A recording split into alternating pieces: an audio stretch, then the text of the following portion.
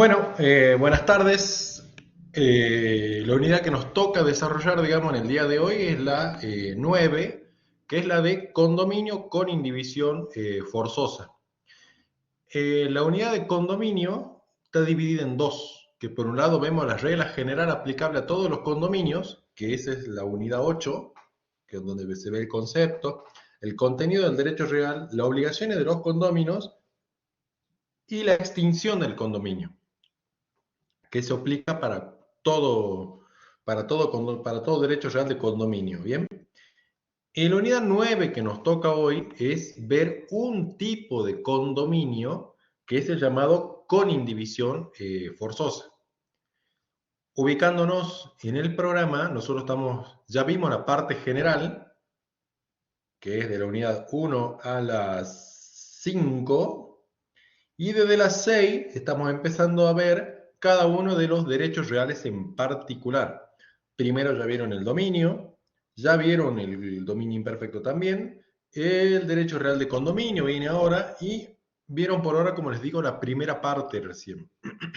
Porque el derecho real de condominio, como les digo, hay dos tipos de condominio, que eso ya lo vamos a ver ahora. Recuerden que el derecho real de condominio tiene tres características. La primera es que el objeto sobre el que recae siempre es una cosa. La segunda es que existe una pluralidad de titulares, es decir, de dos o más titulares que son, entre comillas, dueños de la cosa. Todos con el mismo derecho sobre la cosa. Hay una pluralidad de titulares. No como en el dominio, que lo que ocurre en el dominio es que hay un solo titular, un dueño exclusivo. En cambio, en el condominio hay dos o más. Entonces, pluralidad de titulares. Y la tercera característica es que a cada uno de ellos le corresponde la cosa por una parte indivisa o una cuota ideal. Bien, hasta ahí me van siguiendo. Entonces, el derecho real de condominio tenemos pluralidad de titulares de derechos reales sobre una misma cosa. Sería como un derecho de dominio que lo poseen varias personas, en simples palabras, como dueños. Por eso entonces, esta segunda parte del derecho real de condominio es ver el condominio que se llama con indivisión forzosa. Las reglas que ya vieron en la unidad 8 son generales para todos los condominios, pero estos condominios con indivisión forzosa tienen una particularidad. Ustedes lo que tienen que pensar es todas aquellas cosas, a modo de ejemplo, que la han tenido en propiedad con otra persona. Un automóvil, una impresora, muebles, una casa, lo que sea que hayan tenido dos o más propietarios. Bueno, ahora les voy a compartir el Power, cosa de que empecemos a ver.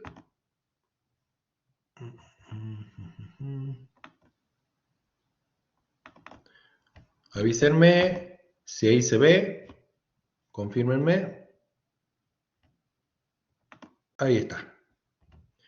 Bueno, yo lo voy a dejar ahí para que, o a ver, no, mejor lo hagamos con esto. Ahí, bueno. Entonces, unidad 9, condominio con indivisión forzosa se llama.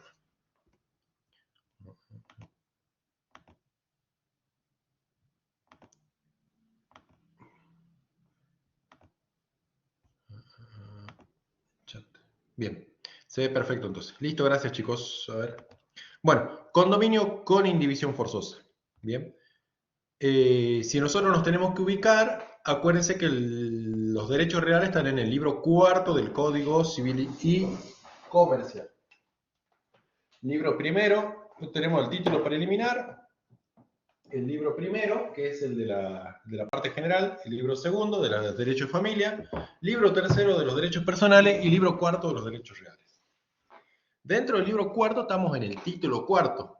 El título primero, que ustedes ya lo vieron, es las disposiciones generales.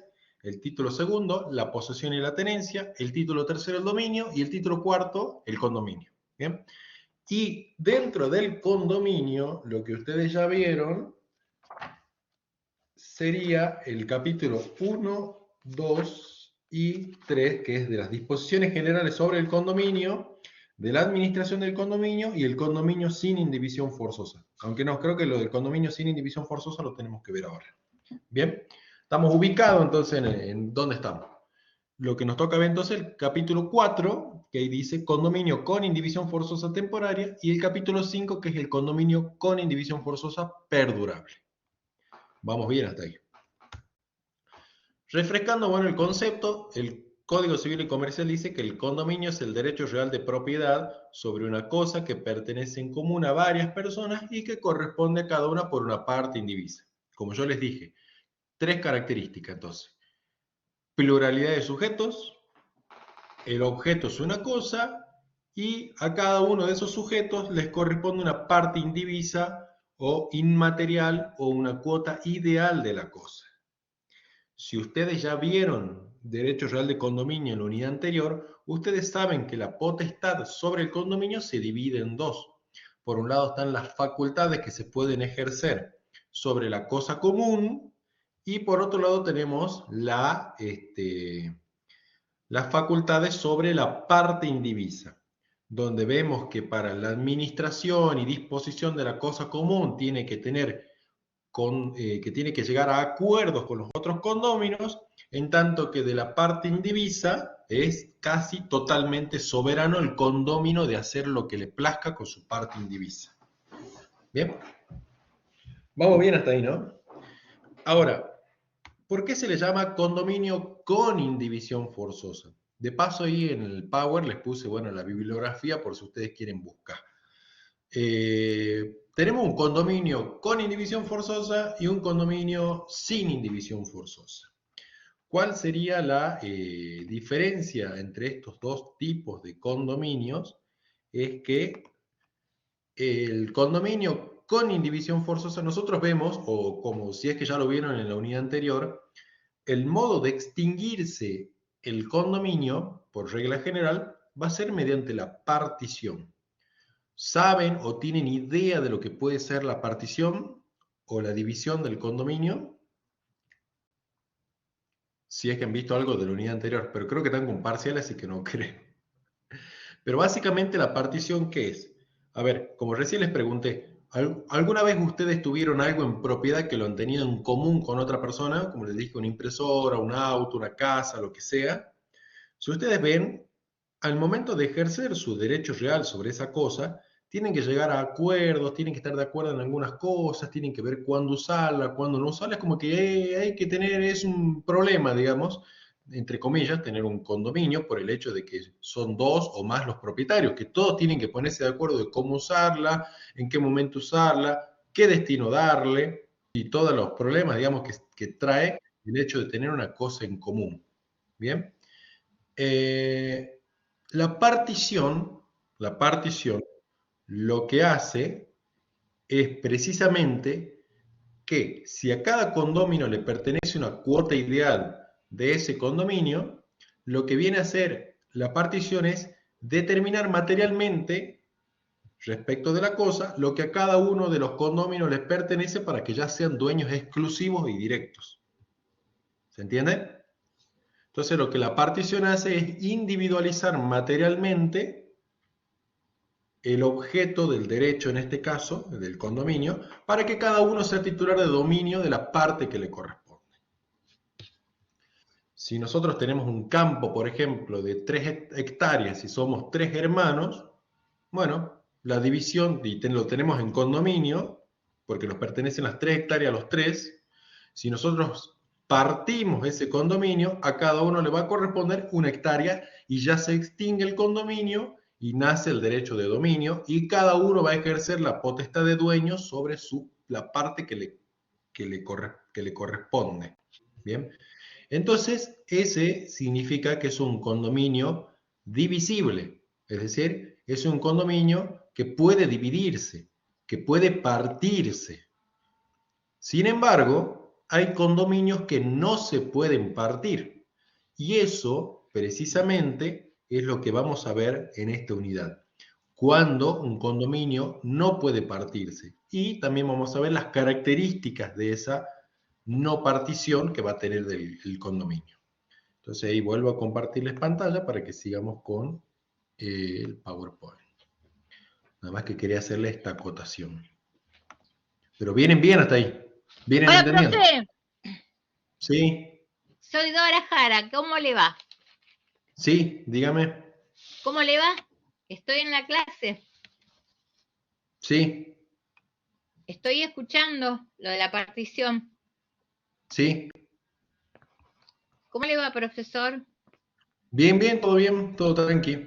Bueno, vamos a seguirlo escuchando. No sé si los compañeros ya solucionaron el tema. Ya creo que usted dijo que del recuperatorio por el tema de la falta de tiempo la solucionaríamos para poder recuperar el 15, perdón. Sí, seguramente, así que eso ya se va a estar avisando en la... Seguro creo que ya lo avisó el doctor López Arias, pero sí, Pero, ya el doctor, ¿no recuperatorio sí van se a va a hacer. hacer dos sesiones diferentes o vamos a estar todos en conjunto? Van a ser 2 sesiones diferentes, me dijeron. Creo que lo que escuché. ¿Qué horario, doctor? No tengo idea, eso ya lo van a fijar. Seguramente uno a la mañana y uno a la tarde-noche, más o menos para esta hora. Ay, ¿cuándo lo vamos a saber? ¿Mañana? No sabría decirle eso, lo tienen que definir los doctores. Así Y que lo eso vemos seguramente se va a siempre estar publicando. abriendo la computadora. Bueno. Bueno, un gusto, Continuamos doctor. entonces. Lo seguimos escuchando Bueno, gracias. a usted. Eh, bueno, como les dije, tenemos dos tipos de condominio, uno con indivisión forzosa y otro sin indivisión forzosa. A ver.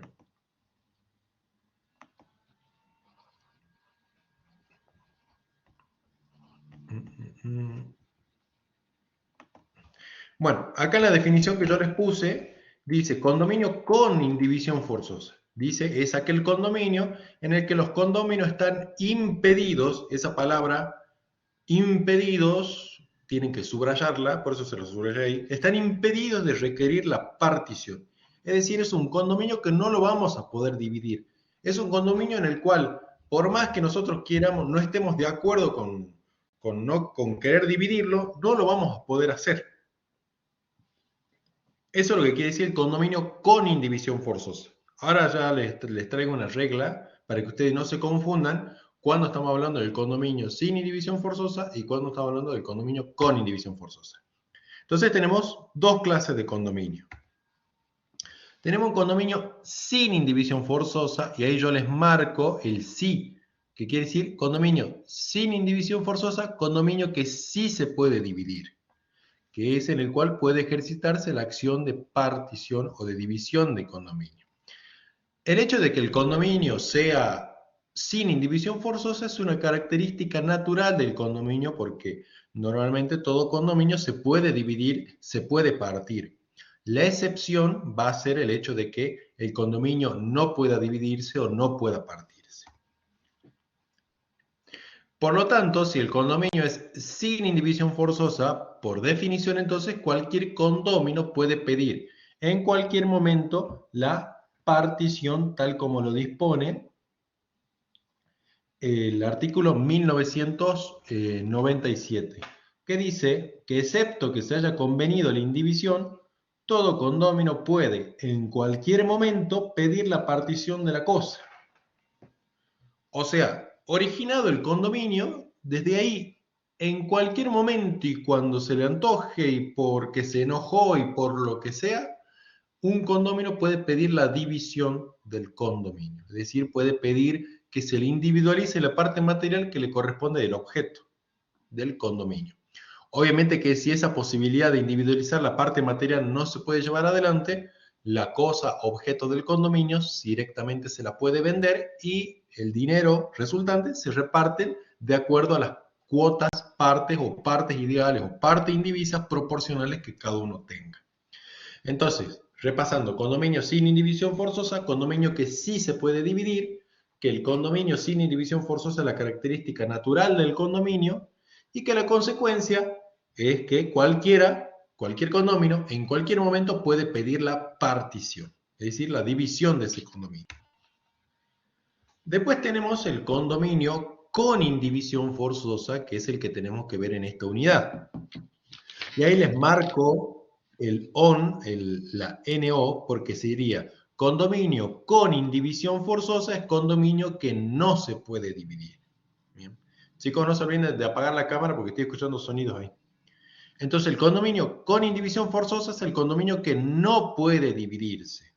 Como hace rato mencioné, el condominio con indivisión forzosa es una característica excepcional del condominio. Ya vamos a ver cuáles son las fuentes. O sea, de dónde proviene el hecho de que el condominio este no se pueda dividir.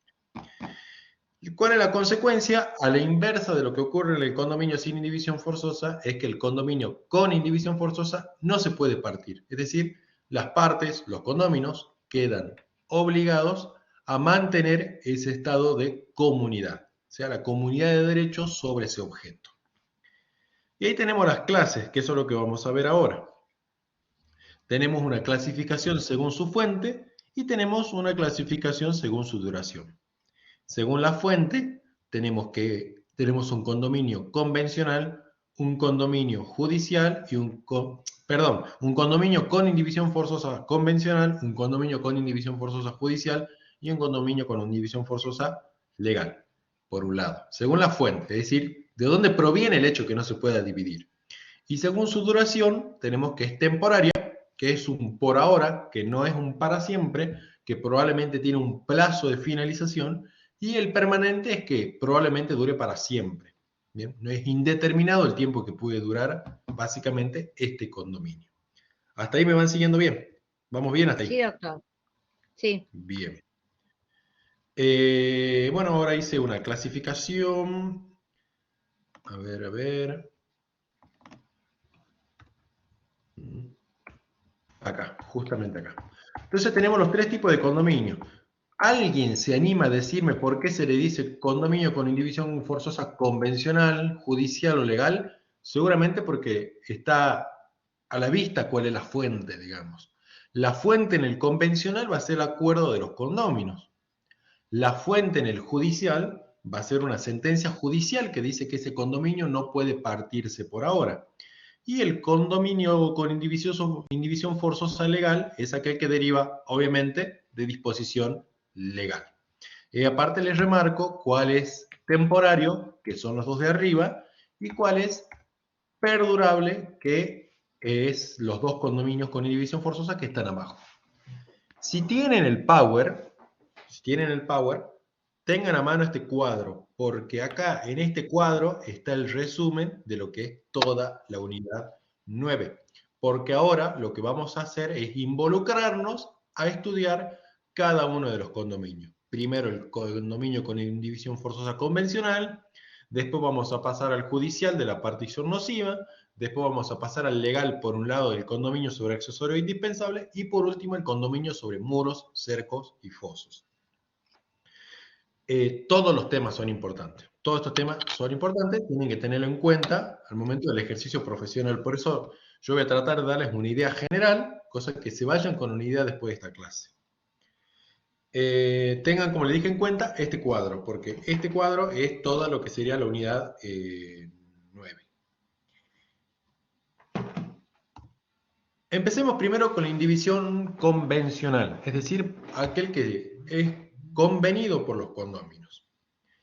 Como recién hemos visto, el condominio sin indivisión forzosa, es decir, aquel que se puede dividir, cualquier condómino puede pedir la partición en cualquier momento.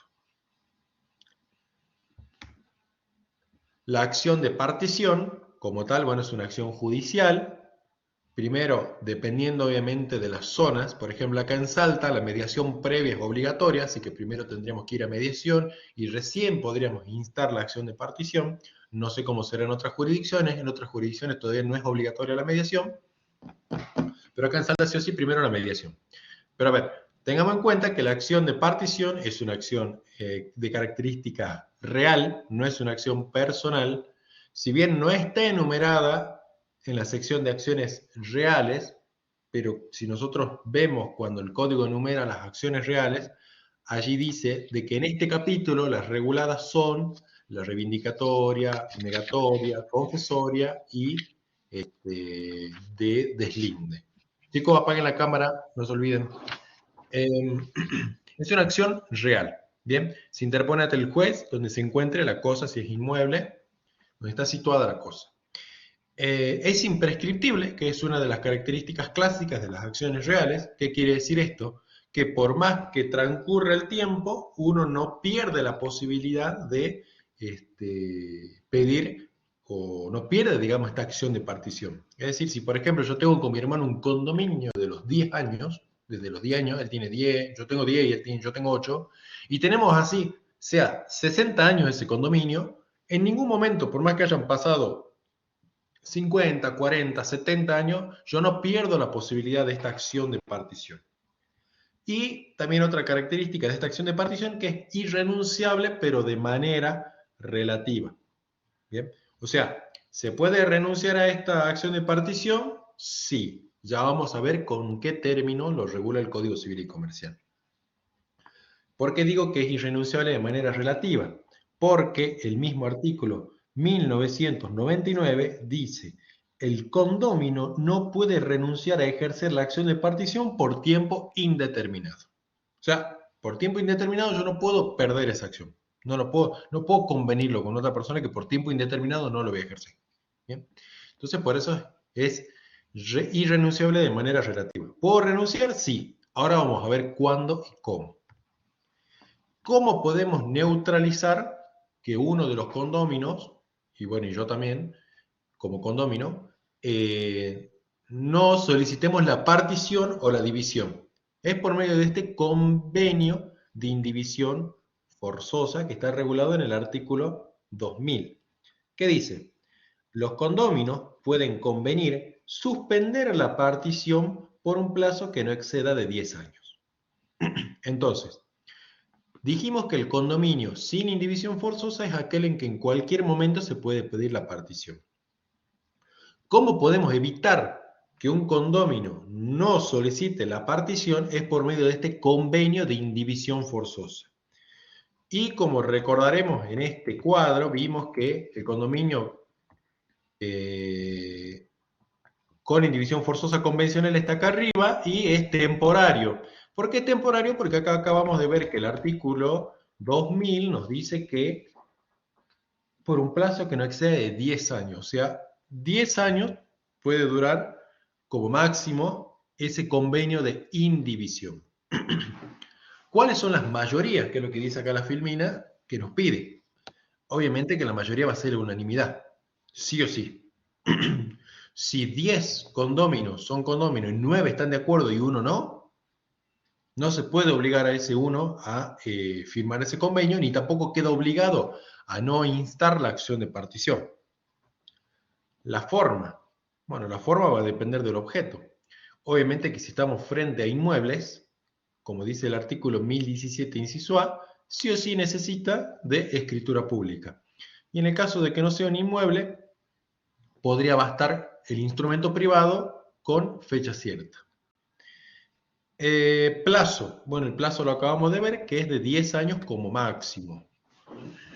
¿Puede convenirse menos? Sí, puede convenirse menos. Puede convenirse 2, 5, 7 años. Depende de lo que los condóminos quieran resguardar. ¿Puede convenirse una condición? Sí, también se puede convenir una condición. ¿Puede convenirse un plazo mayor de 15, 20 años? Sí, podría convenirse. Pero ¿cuál va a ser la dificultad en el caso de la condición y en el caso de que exceda el plazo máximo? Que si la condición, por ejemplo, no se cumple hasta que se han cumplido los 10 años, bueno, el plazo máximo de 10 años, listo, pasados los 10 años del convenio, ya entonces queda sin efecto esa indivisión temporaria. Si la condición se cumple antes, bueno, ya está, con ese cumplimiento de la condición. Pero no es que la indivisión va a quedar sujeta a que en algún momento se cumpla esa condición. Bien, si no se cumplió dentro de los 10 años, que es el plazo máximo, listo, ya queda liberado, digamos, los condóminos de esa indivisión forzosa. En el caso de que pacten un plazo mayor, se entiende reducido a los 10 años, al plazo máximo. ¿Se puede solicitar prórrogas? La respuesta es que sí, pero siempre y cuando no excedan, digamos, el plazo máximo. Si el plazo máximo es de 10 años, y por ejemplo, los condóminos han acordado por 3 años la indivisión, y después, bueno, llegado a los 3 años quieren volver a quieren solicitar una prórroga entre ellos, lo pueden hacer tranquilamente por 5 años, por 6 y hasta por 7, siempre y cuando no pase el límite máximo de los 10 años.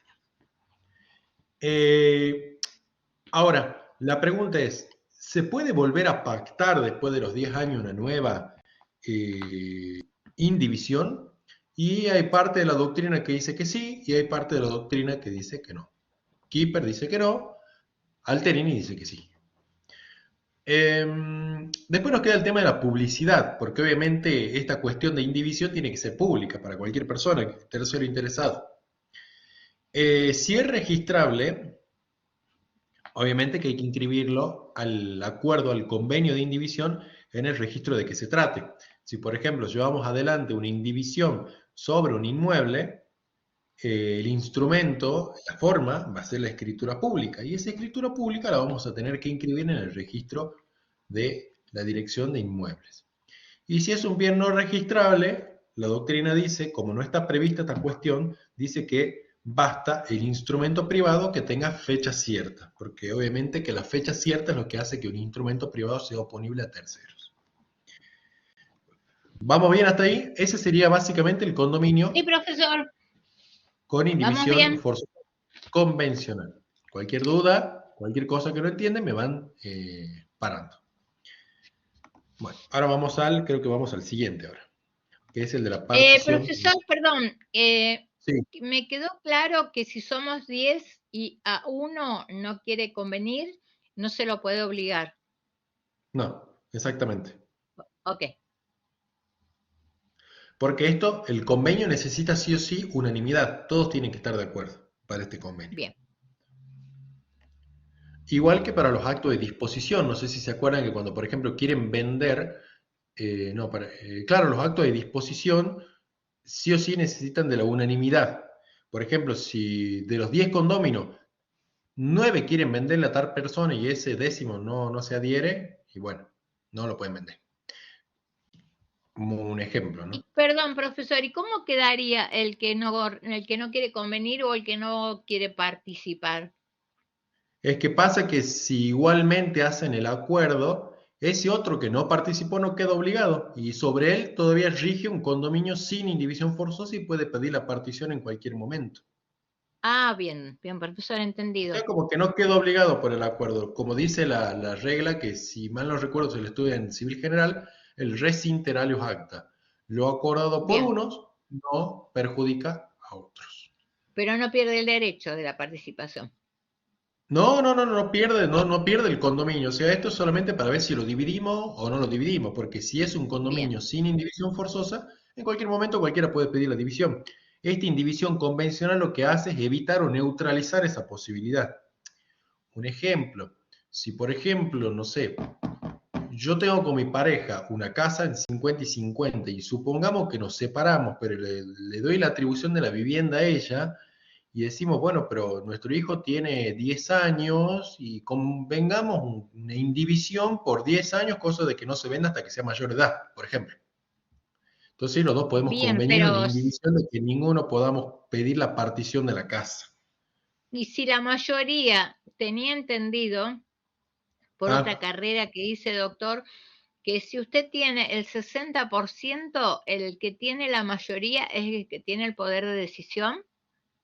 Ese sería para los casos de administración. Ah, bien. De la administración del condominio. Gracias, doctor. Sí, es para la administración del condominio, que ese es cuando se van a la asamblea y bueno, y hacen las votaciones para ver cómo lo van a administrar. Okay. Pero hay actos que sí requieren unanimidad. A ver si lo encuentro el artículo. Mire, dice 1990. Disposición y mejoras con relación a la cosa. La disposición jurídico-material de la cosa, o sea, de toda la cosa, Sí, o de alguna parte determinada de ella solo puede hacerse con la conformidad de todos los condóminos. bien. Sí o sí. Gracias, doctor. Bien. Seguimos entonces con la... Bien. Primer caso, entonces vuelvo de nuevo acá arriba. Vuelvo acá. Primer caso, indivisión convencional, ya la tenemos. Que el condominio sin indivisión forzosa pasa a ser uno con indivisión forzosa temporaria. Y esa indivisión forzosa dura lo que, bueno, lo que hayan convenido las partes, 2, 7, 10 años. Bien, en ese plazo no se puede pedir la partición del condominio. Vamos a la segunda, que es la judicial, que es la llamada partición nociva. Vamos a ver.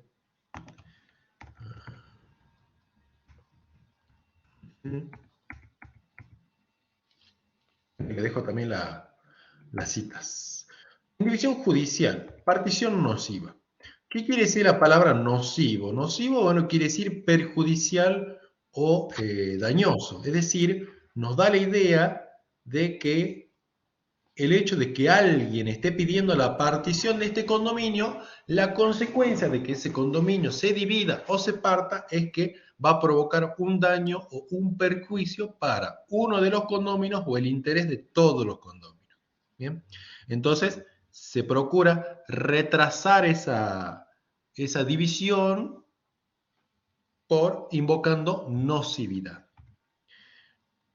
Obviamente que el requisito va a ser que el condominio sea sin indivisión forzosa. Entonces acá tenemos un caso de un condominio sin indivisión forzosa, es decir, que las partes no han convenido, por ejemplo, esta indivisión. Entonces, una de las formas de neutralizar también que el condominio se divida o se parta es por medio de esta acción de, perdón, no por esta acción, por este instituto de la partición nociva, en el cual tenemos, por ejemplo, volvamos al caso de estos 10 condóminos, en el cual 9 están de acuerdo con no dividir y uno que no. Si ese uno interpone la acción de partición, estos otros 9 condóminos pueden invocarlo frente al juez, porque estamos dentro de una contienda judicial, lo que es la partición nociva. Es decir, que si dividimos el condominio puede resultar perjudicial. No me piden ejemplos porque ya enseguida vamos a ir viendo los casos que trae la jurisprudencia y la doctrina, pero no sé si tenemos tiempo. En todo caso, si no, después lo ven del Power. Regulación. Artículo 2001 dice que la partición sea nociva, dice, para cualquiera de los condóminos por circunstancias graves o perjudicial a los intereses de todos o al aprovechamiento de la cosa, según su naturaleza y destino económico. Volvemos a lo mismo, entonces. Partición nociva, partición que es perjudicial, que va a resultar perjudicial o dañosa, ya sea para cualquiera de los condóminos, o el interés de todos los condóminos, o para el aprovechamiento de la cosa, según su naturaleza o destino económico. Es una regulación un poco genérica, digamos. El plazo que dispone, digamos, que le autoriza al juez para retrasar esa división es, como mucho, de 5 años y renovable por una sola vez. Esto es lo que yo quería ir. Gurfinkel de Wendy, bueno, y con la página y el tomo, ella dice que es una causal subjetiva y tiene toda la razón. ¿Por qué? Porque, por ejemplo, en el caso de la indivisión convencional, es una causal objetiva, porque ¿cuál sería el motivo de la indivisión? Y bueno, porque hemos pactado que no lo vamos a dividir. Pero en este caso es una causal subjetiva, porque vemos que el precepto de nocividad, vuelvo a repetirlo, que dice nociva para cualquiera de los condóminos por circunstancias graves o perjudicial a los intereses de todos o al aprovechamiento de la cosa según su naturaleza y destino económico, es un precepto genérico, digamos, que el juez, mediante su discrecionalidad y las pruebas que aporten los condóminos que no quieren que el objeto se divida, va a depender mucho de eso. Va a depender mucho de la discrecionalidad del juez y de las pruebas. ¿En qué casos sería grave o perjudicial dividir este condominio? Obviamente que es excepcional, digamos, es con interpretación restrictiva, podríamos decir, que los jueces acogen, digamos, la posibilidad de que un condominio se defienda con lo que se llama la partición nociva. Publicidad, obviamente que en este caso también, si el juez decreta y determina de que estamos frente a un supuesto de partición nociva, va a suspender la posibilidad de pedir la partición por el plazo que él disponga, como máximo de 5 años, y se tiene que publicitar también esa indivisión.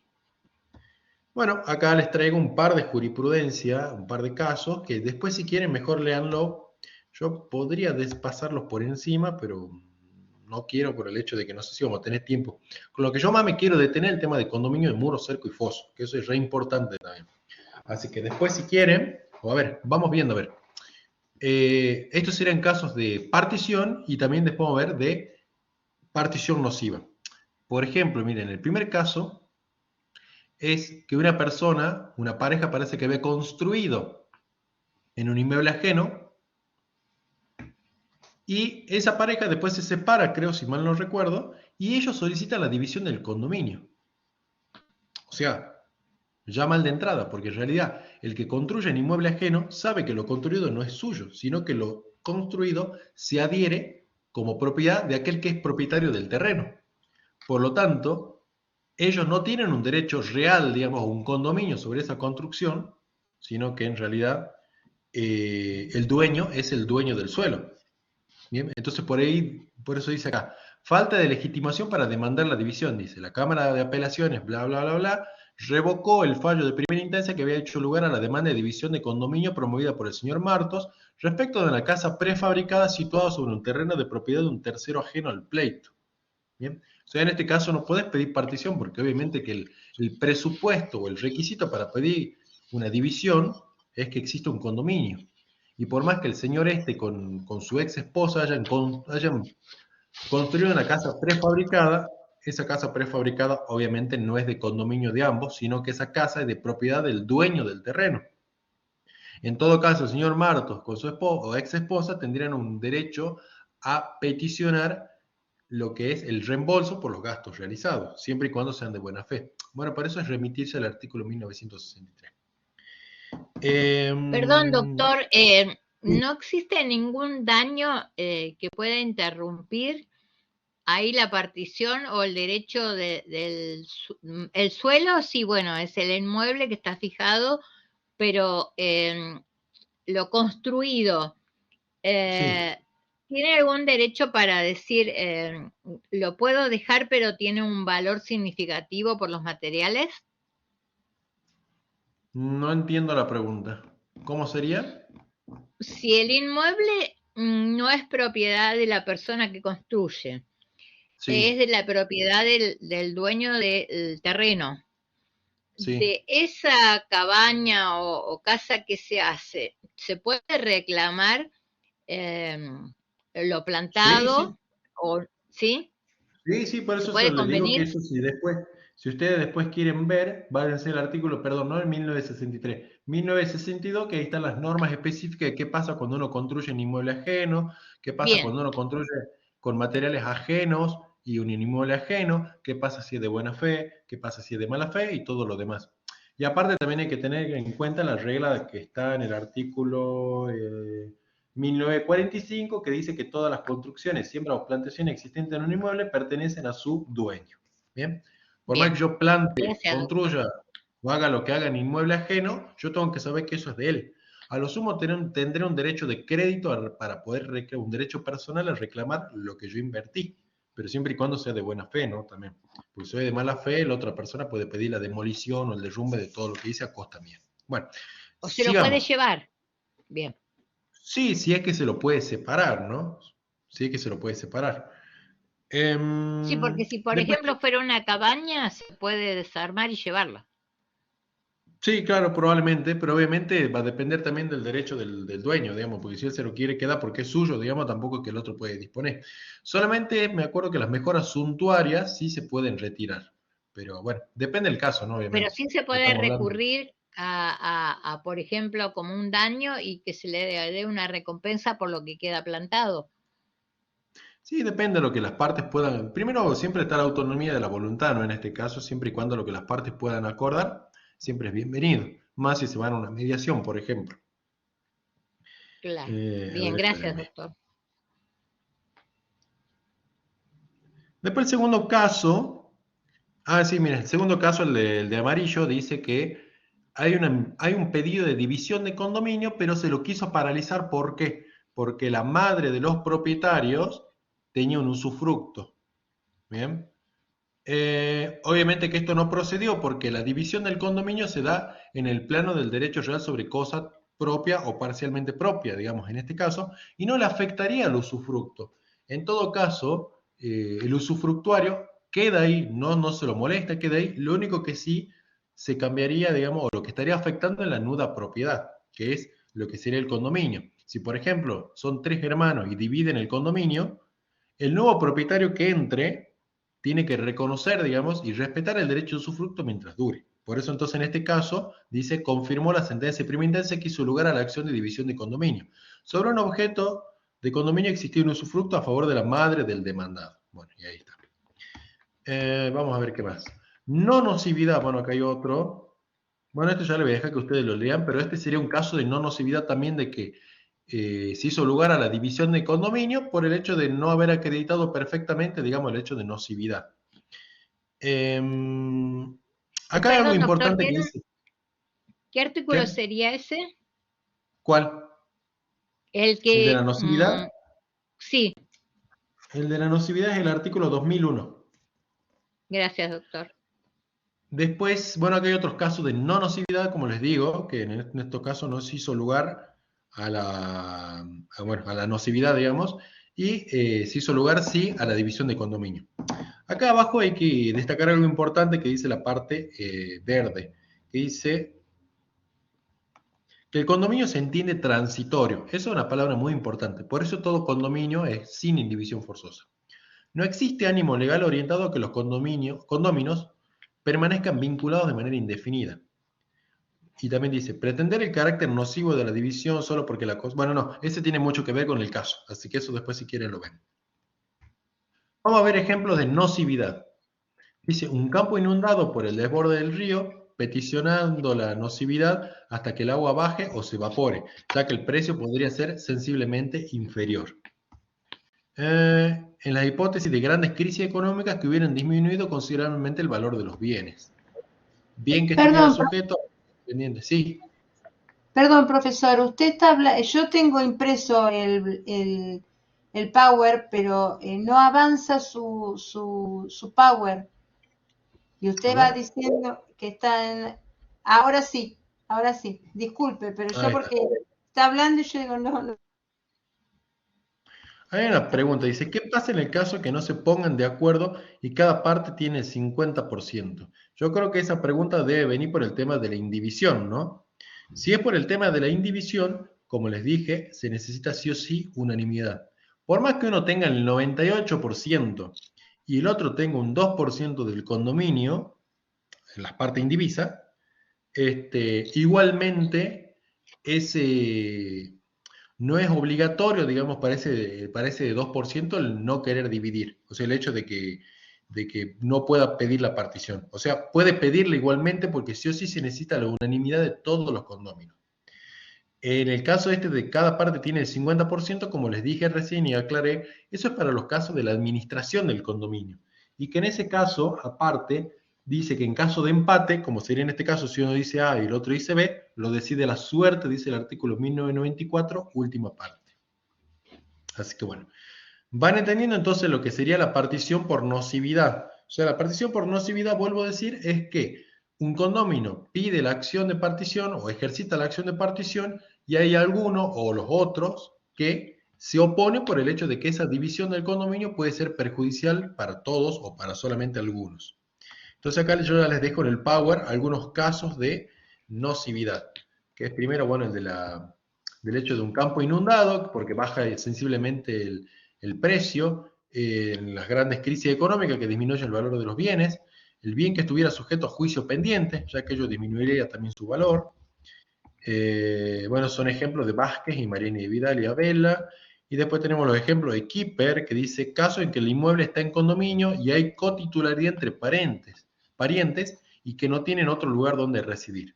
Bueno, son casos clásicos de condominio cuando tiene que ver el tema de la familia.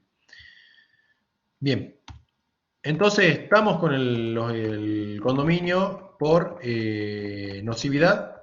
¿Estamos o no estamos? Porque Sí, doctor. con eso terminaríamos los condominios con indivisión forzosa temporal.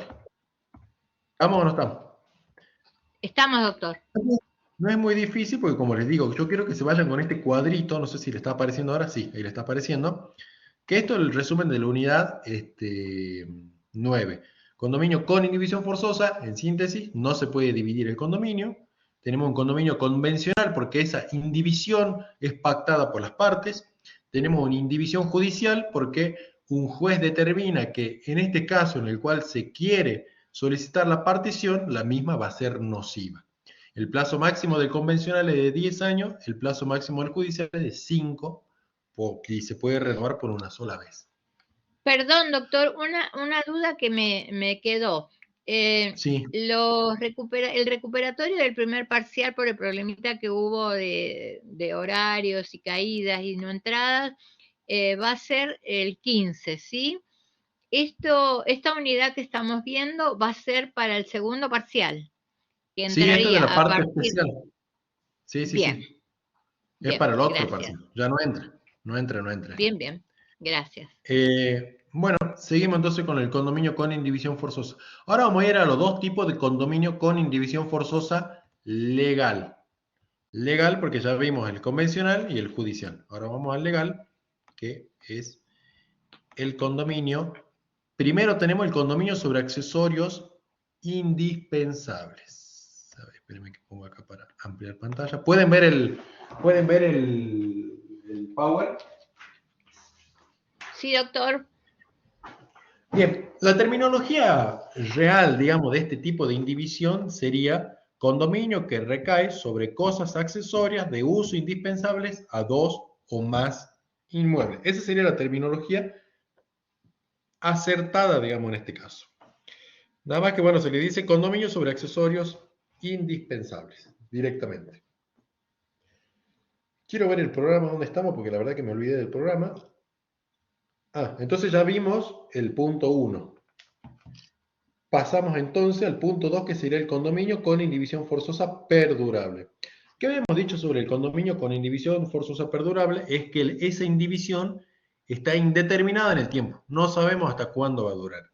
Probablemente dura para siempre, pero pueden existir situaciones en las cuales hagan que ese condominio se pueda también cesar ese estado de indivisión. Cesar ese estado de indivisión forzosa, quiero decir. El punto 1, entonces, condominio con indivisión forzosa temporaria, ya lo vimos, que el tema es renuncia, convenio, suspensión de partición nociva.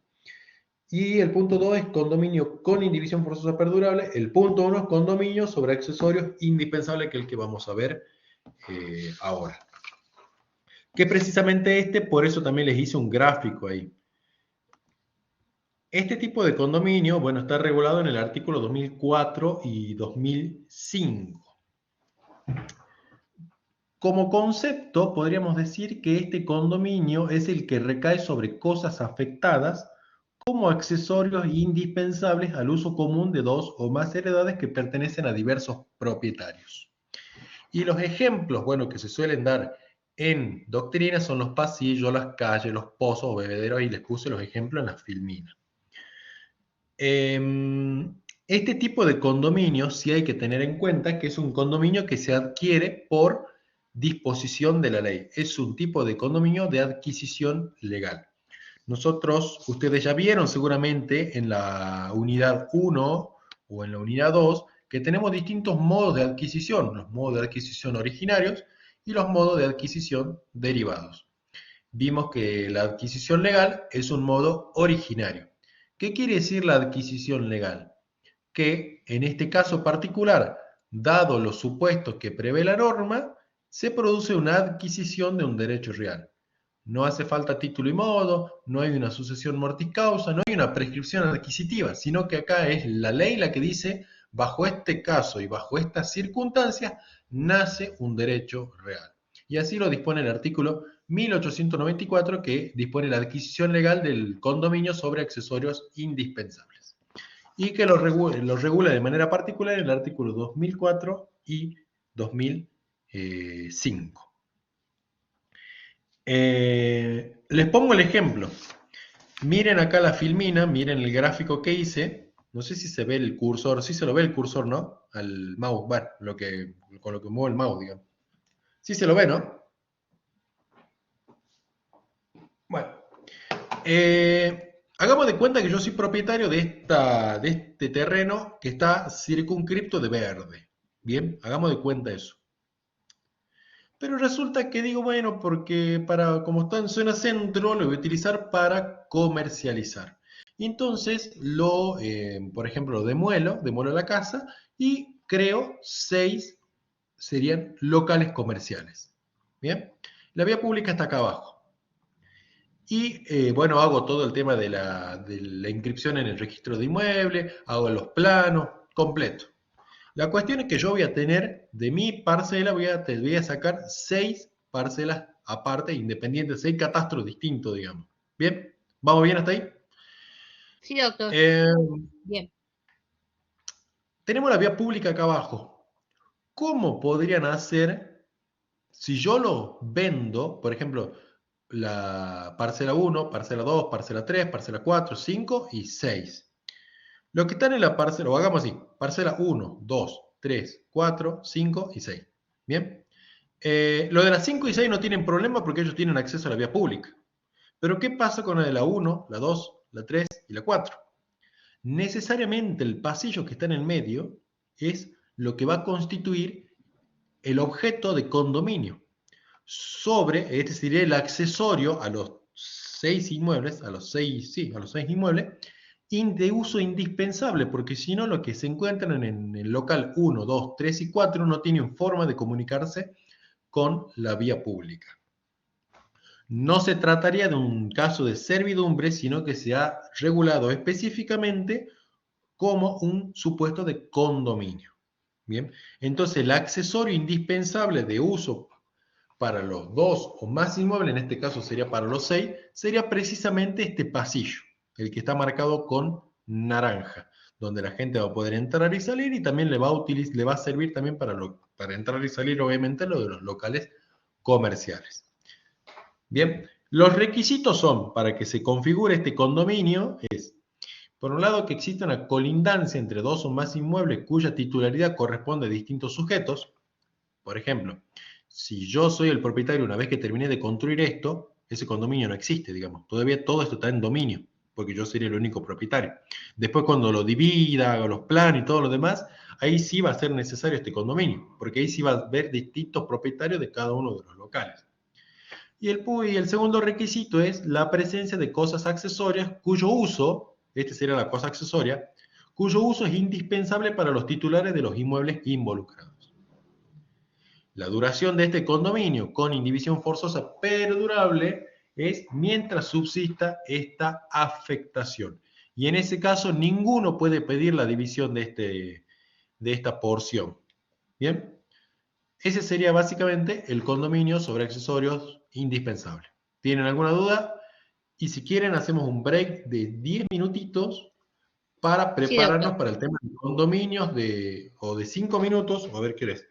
Son y 13. Si ustedes quieren, hacemos un break hasta las y 20 y empezamos con lo que sería el condominio de muros, cercos y fosos.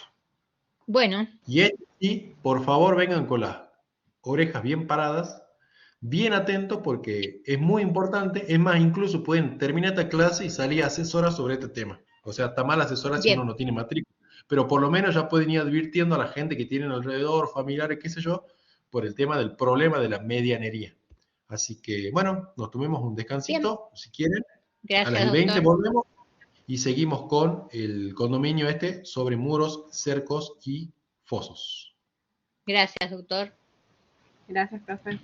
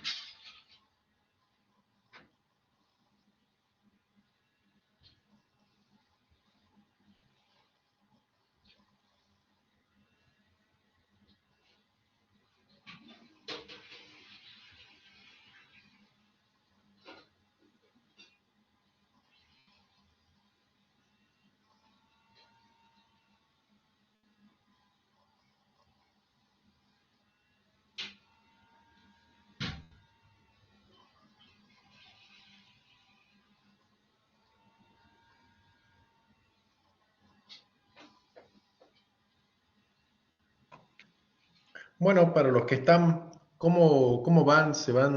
Van entendiendo el tema. No es muy complicado, pero es un tema un poco tedioso, digamos. O sea, no es una unidad tampoco muy agraciable.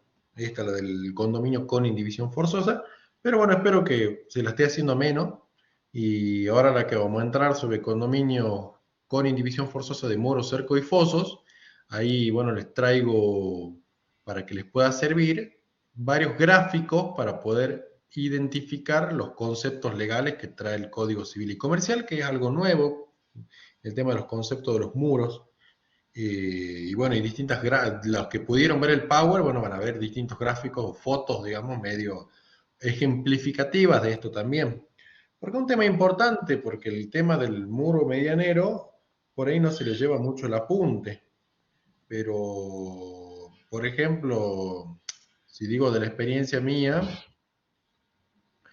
en la casa de mis abuelos, bueno, yo era chico, que recién terminaba la secundaria y estaba por entrar a la universidad en 2012, 2013, se habían puesto a hacer la pared medianera y claro, el vecino y nomás aprovechó y lo ocupó, digamos, también. Se ocupó la misma pared medianera, pero bueno, se podría accionar, se puede accionar, pero el tema es que el tema de la prescripción no lo he tenido en cuenta en su momento. Claro, era chico, digamos, no sabía de todo esto. Y después, cuando estudié el muro, cerco y foso, me di cuenta de que ya era algo que no se podía reclamar.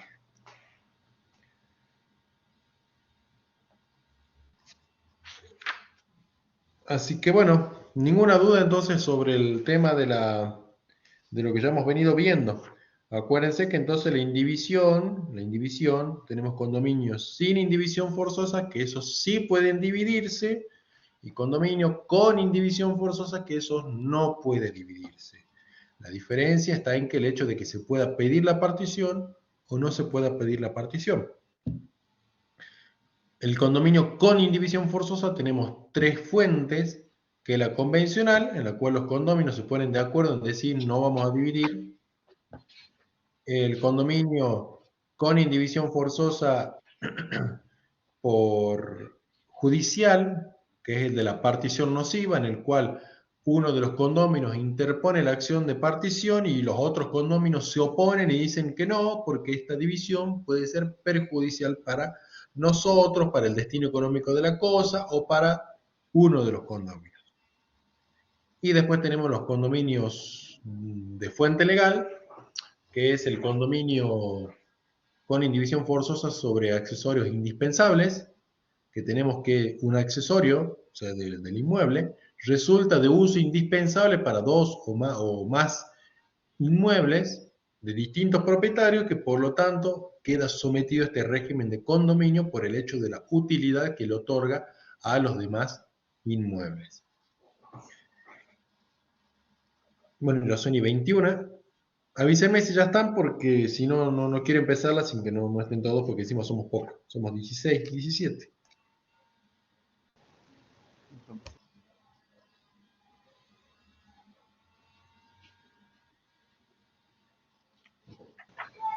Sí, profe, estamos.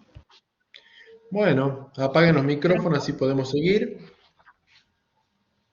Y presten mucha atención, como les digo, es un tema muy importante, porque incluso, a ver, no sé si todos viven, obviamente todos deben vivir en ciudad, o no sé si todos viven en los suburbios de la ciudad, pero este tema del muro, cerco y foso es re importante porque por ahí pasa desapercibido. Y es un tema, como les digo, muy práctico, digamos. Por eso también quería que tomen un descansito de mí y, bueno, y lo podamos ver bien al tema. Bueno, ahora sí, vamos con el tema de compartir la pantalla. Así continuamos con esto. Presten mucha atención, ¿no? Presten mucha atención con este tema.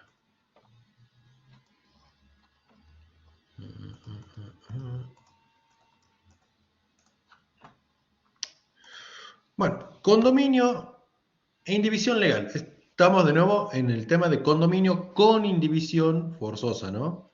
Con indivisión forzosa, es decir, no podemos pedir la división.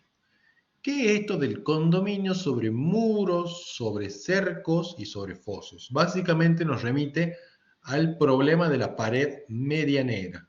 Pero no toda pared, eso sí tengan en cuenta, no toda pared que se encuentre en el límite de toda pared, cerco, foso, perdón, no toda pared, cerco, muro o foso que se encuentre en el límite entre dos inmuebles es medianero. Eso lo vamos a ver ahora. Existen distintas clasificaciones.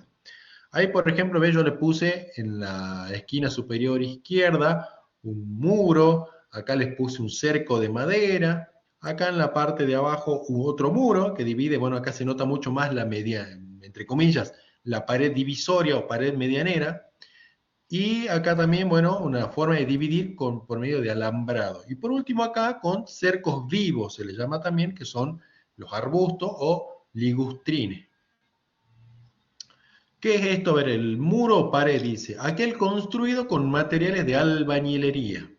Y el cerco son los hechos con otro material, como por ejemplo alambrado, cerco vivo, etc. Entonces, traté de ser lo bastante práctico, lo bastante ilustrativo en este caso, porque, bueno, tampoco no es un tema muy lindo, ¿no?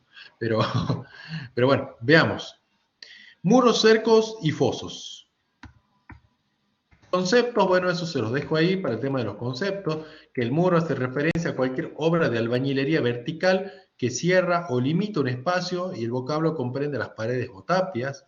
Los cercos, tenemos los cercos vivos, que son los ligustros, arbustos, árboles, plantas, y los cercos inertes como los alambrados, las rejas, y también, ¿qué me había puesto acá? Y bueno, la madera también. Y por último, los fosos, que son excavaciones o zanjas que se realizan para separar las fincas. Ubicación, bueno, la ubicación ya vimos. Esto sí es importante para que ustedes tengan en cuenta. Kipper dice, en esta sección segunda del capítulo 5 del título cuarto, que sería del artículo 2006 en adelante, por favor, abran los códigos porque yo acá hay una clasificación hasta el inciso H, yo les voy a decir qué es lo que tienen que marcar ahí. Dice, Kipper dice, esta parte, o sea, del artículo 2006 en adelante hasta que termina la sección esta, se dedica a la regulación de todas aquellas estructuras que se utilizan para la separación de los inmuebles situados en núcleos de población o sus arrabales, así como zonas rurales. Este condominio especial, de origen legal y de indivisión forzosa perdurable, recibe el nombre de medianería. Bien. Bueno. Vamos a la clasificación de los muros. ¿Vamos bien hasta ahí? ¿Todo bien? Sí, doctor. Vamos a ver la clasificación de los muros en el artículo 2006. Esto es muy, muy importante. Muy, muy importante. Avísenme cuando todos tengan el código en el artículo 2006. Lo que tienen que hacer es lo siguiente. El inciso A, B y C tienen que hacer una llave. Es una llave que los encierra ellos tres.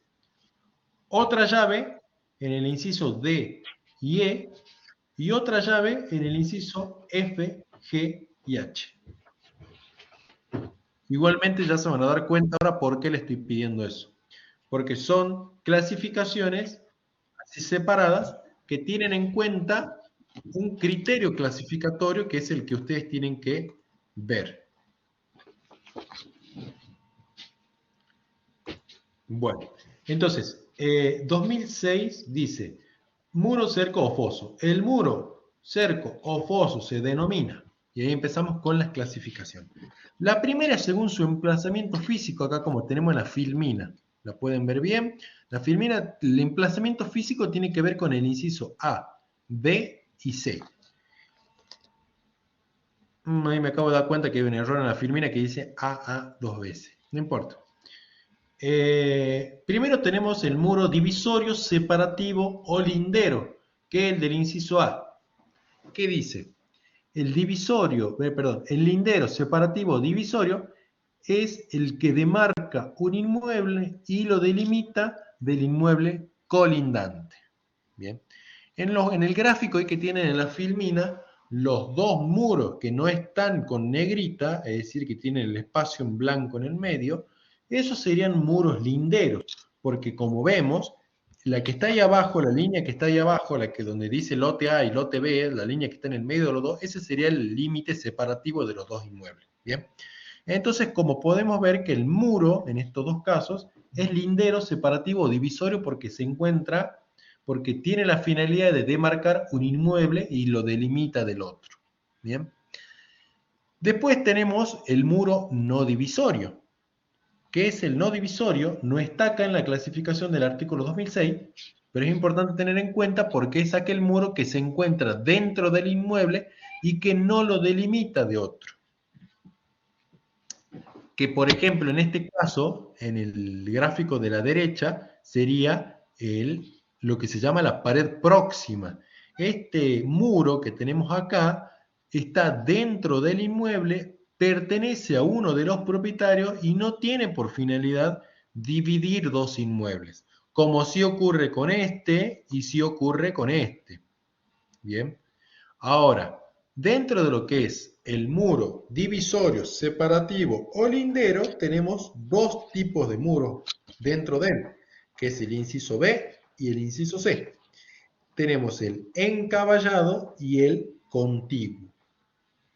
El encaballado, que es el que está en la izquierda, dice el Código Civil. Encaballado se le denomina así al lindero que se asienta al lindero que se asienta parcialmente en cada uno de los inmuebles colindantes. Es decir, que el de la izquierda sería el muro divisorio separativo lindero encaballado. Yo cuando le estudiaba me acuerdo que no sabe, o sea, uno por ahí no se acuerda los conceptos, ¿no? Y por ahí confunde conceptos, dice cuál era el contiguo, cuál era el encaballado, y encontré en uno de los libros por qué se le dice encaballado para que ustedes también se puedan acordar. Encaballado se le dice porque de manera ilustrativa, de manera metafórica, como que el eje del muro, es decir, la línea del medio del muro, está a caballo de la línea divisoria. Por eso se le dice encaballado.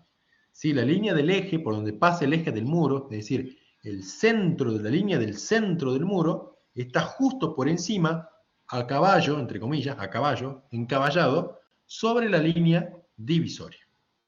¿Se entendió? Sí, doctor. Bien. Después tenemos el muro contiguo, que el inciso C dice, se denomina contiguo al lindero que se asienta totalmente en uno de los inmuebles colindantes, de modo que el filo coincide con el límite separativo.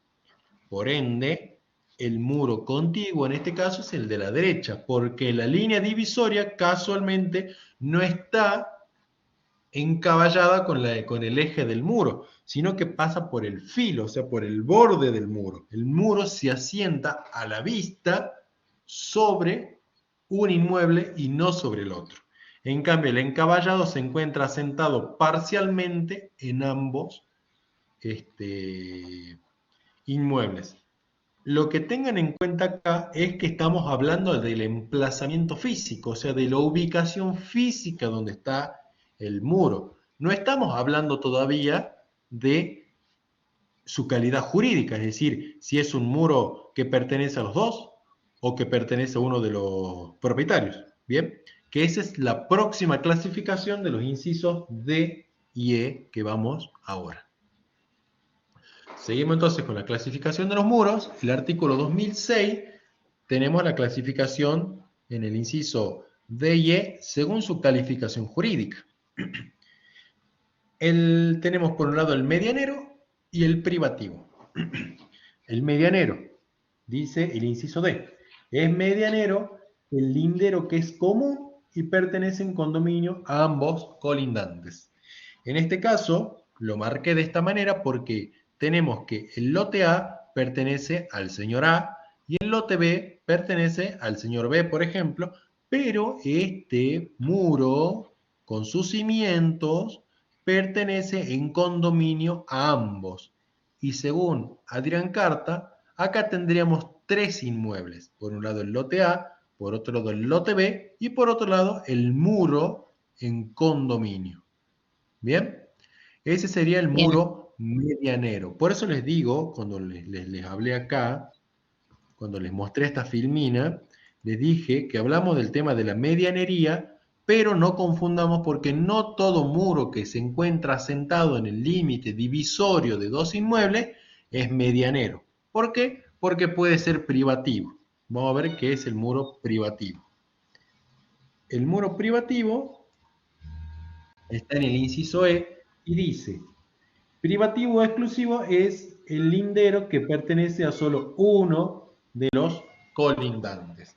Y en este caso lo grafiqué de esta manera, con un color al terreno y con el mismo color al muro, porque ese muro le pertenece al dueño de este terreno y que por lo tanto pertenece al dominio exclusivo del lote A en este caso.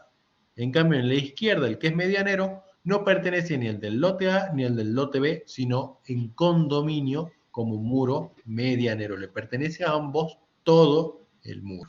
En cambio, el privativo es el que pertenece con exclusividad a uno de ellos. ¿Vamos bien hasta ahí? ¿Ninguna duda? No. Vamos a ver. Bueno, vamos bien entonces. Confío que vamos bien. Después tenemos otra clasificación que es la última, que es según su altura, que es los incisos F, G y H.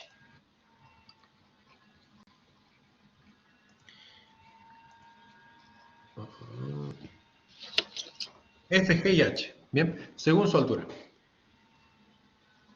Tenemos F, muro de cerramiento. Se dice al lindero de cerramiento forzoso, sea encaballado o sea contiguo, que es el de 3 metros. Bien, ahí está graficado, sería el muro que está en el medio, el inciso F. El de elevación tenemos el lindero que excede la altura del muro de cerramiento. En realidad, el del inciso F nos tenemos que remitir al artículo 2008, que dice que el muro de cerramiento forzoso debe ser estable, aislante y de altura no menor a 3 metros. Bien, entonces el muro de cerramiento, y pongan en el inciso F, artículo 2007, entre paréntesis, 3 metros, pongan ahí. Entonces dice, el de cerramiento es el lindero de cerramiento forzoso, o sea, el que mide 3 metros. El de elevación es el lindero que excede la altura del muro de cerramiento, por eso acá está graficado la parte, o sea, de los 3 metros es muro de cerramiento, de los 3 metros para arriba es muro de elevación. Y después tenemos el muro enterrado, que es el ubicado debajo del nivel del suelo, sin servir de cimiento a una construcción en la superficie. Que sería el caso, por ejemplo, de que acá exista un subsuelo, por ejemplo, un estacionamiento en el subsuelo, y que esta pared divisoria divida los dos subsuelos. ¿Estamos bien hasta ahí? Y ahí les pongo, Sí, bueno, gráficamente un ejemplo de lo que sería, por ejemplo, veamos el primer edificio que podríamos, no sé si presumir que tiene o suponer que tiene 3 metros. Bueno, este muro en esta zona va a ser de cerramiento forzoso. El muro de cerramiento. Y de acá hasta arriba es muro de elevación para este edificio. ¿Estamos bien? Estamos bien. Bien. Bueno, ahora vamos a ver todas estas clasificaciones, chicos, tienen que tener en cuenta. Cualquier cosa, si no entienden algo ahora, porque ahora vamos a ver para qué sirven. Porque lo importante es tener en cuenta esta clasificación, o no, vamos a ver para qué sirve esta clasificación de los muros. Vamos a ver qué es lo que pasa. Cerramiento forzoso. ¿Qué quiere decir esto? Básicamente que la obligación que la cuestión de sobre cerrar los inmuebles es una cuestión forzosa, entre comillas, obligatoria, tanto en lo urbano como en lo rural. La diferencia es que está regulado de manera diferente. Entonces, en esta filmina que ustedes están viendo acá, yo les pongo a grandes rasgos las diferencias, las características y a qué artículos se tienen que remitir. Tenemos por un lado entonces el cerramiento forzoso urbano y el cerramiento forzoso rural. Lo que quiero que tengan en cuenta y no se olviden, porque por ahí se confunden, que tanto el urbano como el rural son obligatorios. El tema va a ser, la cuestión va a ser, como ya vamos a ver ahora, si la obligación, digamos, de encerrar, porque va a ser diferente en uno y otro caso, y las características del muro, del cerco o del foso en los dos casos. ¿Por qué? porque en el urbano siempre se va a exigir un muro, es decir, aquel construido con instrumento de albañilería. ¿Era con instrumento? ¿Cómo era? No, bueno, sí, con instrumento de albañilería, con materiales de albañilería, perdón. En cambio, el rural puede ser un foso o puede ser un cerco. Ya lo vamos a ir viendo ahora. Vamos a ver primero el urbano y después vamos a ver el rural. Cerramiento forzoso urbano. Esta foto la saqué, bueno, yo estoy acá en Salta. Yendo para Cerrillo habían hecho un loteo. Obviamente que estas son casas de procrear y lo que ustedes pueden ver acá es una fuente de conflictos porque cuando se construye la casa, obviamente que el Estado le va a hacer la casa, no le va a hacer el cerramiento. Entonces acá donde cobra relevancia el saber muy bien este tema de medianería. Yo vi esto y la verdad que algún día cuando ya ve que hay gente, me voy a tirar papelitos, qué sé yo, del estudio jurídico o cosas de ver si surge algún conflicto de medianería, porque obviamente acá vemos, no están encerrados los inmuebles, porque todavía no se los entregaron, pero una vez que se los entreguen, van a tener que obviamente cerrarlo. Bien.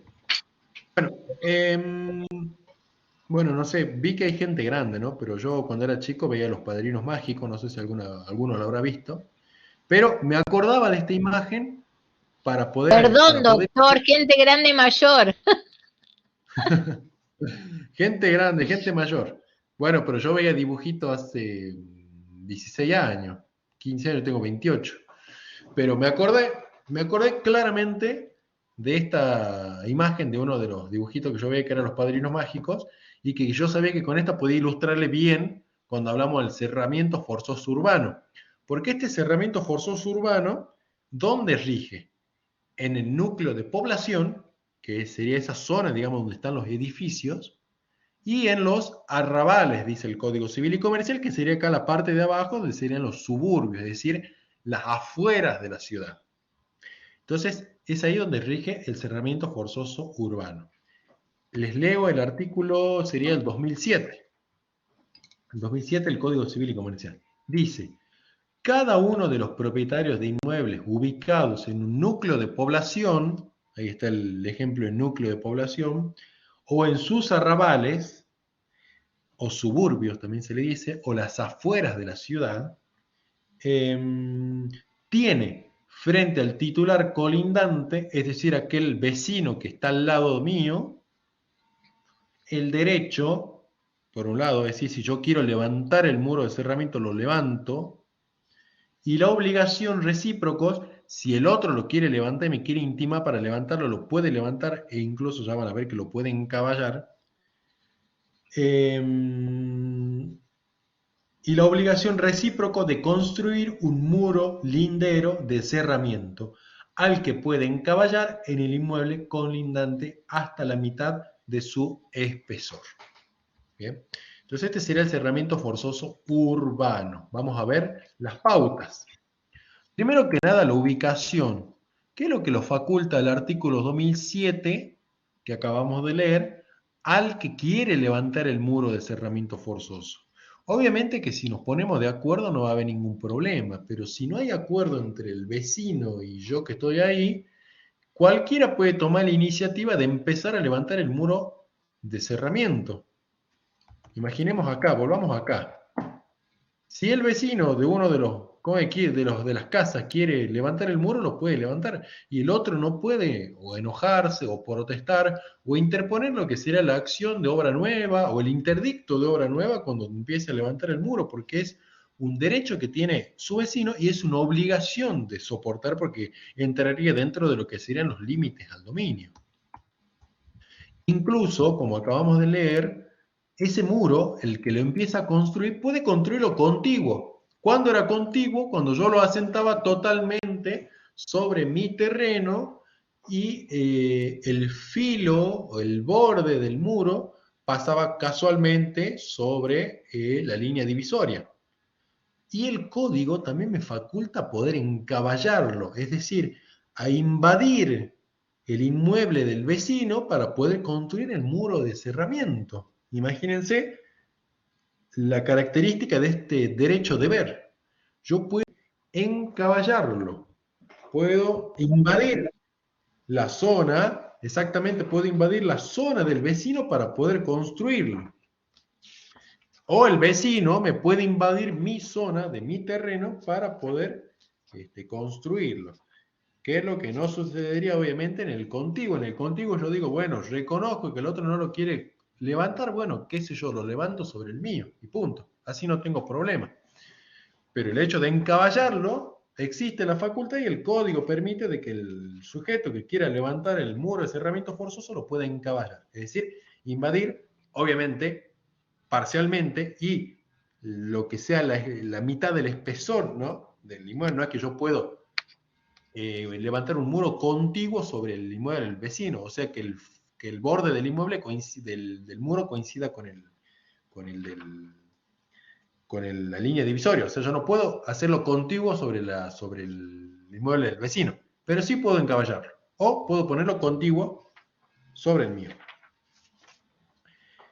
¿Qué características dice que tiene que tener este muro? Y eso nos lleva al artículo 2008, que dice, muro de cerramiento forzoso. El muro de cerramiento forzoso debe ser estable, aislante y de altura no menor a 3 metros contado de la intersección del límite con la superficie de los inmuebles. Esta medida es subsidiaria de las que disponen las reglamentaciones locales. Eso sí, tengan en cuenta. El Código Civil y Comercial acá pone 3 metros, o bueno, las características que tiene que tener el muro, pero son subsidiarias porque esa cuestión de reglamentación pertenece a cada uno de los centros urbanos, digamos. Por ejemplo, en este caso, a la intendencia. De acuerdo al régimen de planificación o de construcciones, digamos, de cada una de las jurisdicciones. Y en caso que no exista, obviamente rige el Código Civil y Comercial. Pero me quiero detener en esto. Sí. Doctor, y ahí se puede, a ver, se me fue la idea, obligar el 50 y el 50 para hacer el muro. Es que precisamente es un derecho de ver, es un derecho que uno tiene de levantar el muro, pero también tiene una obligación. Y si viene el vecino y me encaballa una construcción de muro de cerramiento, yo no puedo hacer nada. Como les digo, incluso tampoco podría interponer el interdicto de obra nueva o la acción posesoria de obra nueva. O sea, yo me la tengo que, entre comillas y dicho mal y pronto, bancar a eso. No me quedó otra, porque es una obligación. ¿No se puede pedir al agrimensor ¿Qué cosa? el muro de cerramiento? ¿Cómo pedirse? ¿Por qué pedírsela al agrimensor? Claro, porque si usted tiene el lote o la medianera y la quiere hacer sola o Sí, ser responsable de iniciar la obra, sí. ¿puede el agrimensor marcar bien y puede obligar a alguien a hacer 50 y 50 a la obra? Es que sí, la idea es eso, digamos, si uno lo quiere levantar, puede obligarlo al vecino a, por eso el código lo faculta ahí, que dice que... ¿Por medio de un interdicto? No, o sea, si el vecino lo impide, ahí sí. Si el vecino lo impide, ahí sí. Obviamente que para evitar problemas, quizá lo ideal sería hacer el contiguo, pero me va a ocupar más espacio, porque me va a invadir parte de mi terreno, digamos. Lo ideal sería hacerlo encaballado, pero como les digo, si se puede conversar con el vecino y hacerlo, bueno, bien. O si se puede conversar con el vecino y decirle, yo lo voy a construir, pero vos después reconoceme la plata, bueno, bien también.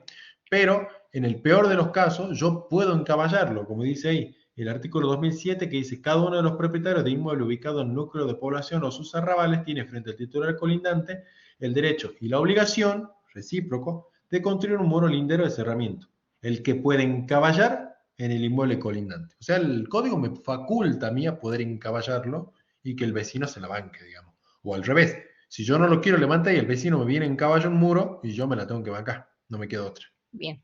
Creo que es un derecho de ver.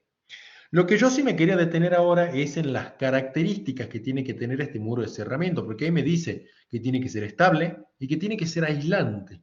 ¿Qué quiere decir esto? Principalmente el tema de de la estabilidad implica que tiene que ser una construcción firme y definitiva de solidez. ¿Bien? Normalmente con materiales de albañilería como ladrillos, ladrillones, bueno, la cuestión es que sea estable.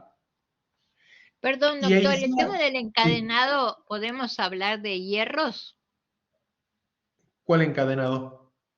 Si hacemos una pared, vio que Sí, normalmente se hace o de bloque de ladrillo y el encadenado debe de mantenerse con hierro. y depende. No conozco mucho de construcción y albañilería, ¿no? Eso sí. No, Lo porque único que estamos sé, hablando de estabilidad. sí, sí, bueno, en ese caso no sabría qué responderte porque no tengo especialización en ese tema, digamos. Bueno, gracias. Pero la cuestión es que el código pide que sea estable, o sea, como les dije recién, que sea una construcción firme y definitiva. Como las que más o menos les mostré hace rato, que las que mostré en la otra filmina, que hay paredes o muros hechos con ladrillo. Bueno.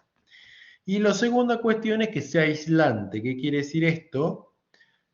Que los materiales impidan el paso de humedad, de frío, de calor, ruidos o agentes en la mayor medida. O sea, evitar, digamos, principalmente el ruido, digamos, también.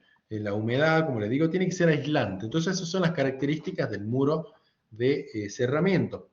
Más por el hecho de que, como sabemos, en los centros de población o en los arrabales o suburbios, no es muy grande, digamos, las medidas por ahí que uno tiene. Mayormente son de 10 por 30 y vivir, digamos, de esa manera en espacios chicos obliga, digamos, o hace necesario sí o sí tener muros que sean aislantes para evitar el contacto o la invasión, digamos, entre comillas, de un vecino al otro.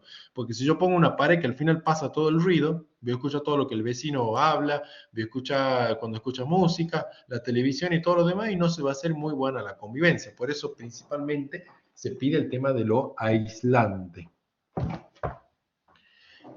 ¿Qué más? Bueno, son las pautas, ¿no? Ahora, Sí. ¿cómo se adquiere la medianería? Y esto es un tema novedoso dentro del Código Civil y Comercial porque si nosotros nos ponemos a pensar y vemos, por ejemplo, acá la clasificación de los muros, que según su emplazamiento físico, lo que vamos a suponer es que el encaballado es de inmediata medianería, o sea, el encaballado por sí solo ya es medianero, es decir, es común, hay condominio, digamos, entre las dos partes. ¿Bien? Y que en el contiguo, por estar asentado totalmente en uno de los terrenos, se supone que entonces no sería un muro medianero, sería un muro privativo. Pero la realidad es que el código los regula a los dos diciendo de que es medianero los dos. Va a ser medianero, o sea contiguo o sea encaballado, va a ser medianero, es decir, el muro va a estar en condominio desde el mismo momento de que se empieza a construir. Bien, ya va a estar en condominio en ese momento. Por más que el contiguo, como les dije, está asentado totalmente en uno de los terrenos. Ahora les explico por qué. Vamos a volver a la filmina. Acá está. Entonces, adquisición de la medianería. Condominio inmediato, que tiene obviamente origen legal porque como vimos también el condominio sobre accesorio indispensable también está regulado en el artículo 1894. El carácter del muro está fijado en el artículo 2009, que dice de la siguiente manera. El muro construido a lo dispuesto en el artículo 2008 es medianero hasta la altura de 3 metros. Bien, entonces este muro que se ha construido de manera encaballada o de manera contigua, directamente va a ser medianero. Vuelvo de nuevo porque insisto para que a ustedes se les pueda quedar grabado. Lado izquierdo, lado derecho, encaballado, contiguo, cualquiera de los dos, vamos a estar frente al caso del muro medianero, es decir, del caso de acá, del gráfico de la izquierda. Va a ser un muro medianero que va a estar en condominio de los dos propietarios. Bueno, sigamos. Vamos bien, ¿no? ¿Van entendiendo? Sí. Bien. Sí, ahora queda colgado es qué pasa, digamos. Por eso pongo ahí. No interesa si es contiguo o encaballado. O sea, es medianero, es común, está en condominio. Listo. La ley lo dice así. Me imagino que algo les debe quedar sonando ahí para decir, che, me parece raro que el contiguo sea medianero, sea con condominio, digamos, si yo lo construí sobre mi terreno, ¿por qué el otro lo adquirió también? ¿Por qué se benefició con esto? Vamos a eso ahora. El tema es el cobro, o sea, ¿cómo lo voy a cobrar? Y ahí tenemos dos supuestos. Primer supuesto, pared levantada por ambos propietarios. Y ahí está el gráfico. Obviamente están los dos de acuerdo y lo levantan, ya sea encaballado o contiguo. Obviamente que ahí se entiende por qué va a ser medianero sí o sí, porque entre los dos han colaborado. Solamente que si llega a ser contiguo, el dueño sobre el que no se asentó el muro va a tener que pagar la porción de terreno que le está ocupando al otro. ¿Bien? ¿Se entiende eso? ¿Sí o no? Sí, profesor. Dice, el muro común puede ser construido por ambos colindantes, soportando los gastos en conjunto desde el inicio de la edificación, caso en el cual no procedería el cobro de uno al otro. Obvio, excepto que el muro sea contiguo, debiéndose pedir el valor de la mitad del terreno sobre el cual está asentado. Voy a ver porque llegó una pregunta. Ah, sí, vamos bien. Ahora, el segundo supuesto, y por eso la pantera rosa enojada ahí, es el que uno solo de los propietarios lo haya levantado. Como dije, sea contiguo o sea encaballado, el muro igualmente es medianero, o sea, es común a los dos propietarios. El tema, como les dije recién, va a diferir el cobro. Entonces tenemos el caso del muro contiguo y el caso del muro encaballado. Caso del muro contiguo, vamos a ver el gráfico para que ustedes puedan entenderlo. Volvamos al gráfico de la clasificación de los muros. Vamos con el encaballado. En el encaballado, si yo lo he construido solo, ¿qué es lo que yo tengo que pagar? Sería el valor del muro y los cimientos. Nada más. Y en el caso del muro contiguo, el que tiene que pagar por el muro va a tener que pagar el muro, los cimientos y la porción de terreno ocupada, cosa de que el muro después termine encaballado. ¿Se entiende eso o no se entiende? Sí, se Creo que entiende. sí. Creo que fui claro. Bien, bien. Entonces, el tema del cobro, o sea, construyo el muro, termino el muro va a estar en condominio, sea que lo haya construido encaballado o sea que lo haya construido contiguo. Lo mismo en cualquiera de los dos casos, el vecino adquiere el derecho de condominio sobre ese muro. Lo que a mí me va a quedar es un derecho personal, un crédito y a él una deuda por esa construcción, que va a diferir según sea encaballado o según sea contiguo.